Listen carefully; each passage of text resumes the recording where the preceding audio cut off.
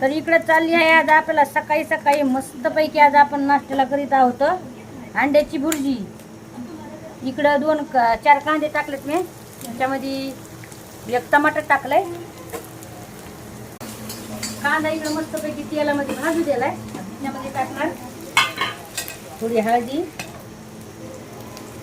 आणि थोडी कांदा लसूण मसाला परवीनं। त्यामध्ये लसूण ठेवायची गरज नाही, हे आपला घरगुती मसाला। आणि कोथिंबीर धुवून घेतली। तर अंडे आहे ना आधी फोडून बघायचे, कसं आहे उन्हाळ्यामध्ये गंदे होते म्हणून। आता अंडे मी याच्यात टाकून घेतले आणि हाडून घ्यायची छानपैकी।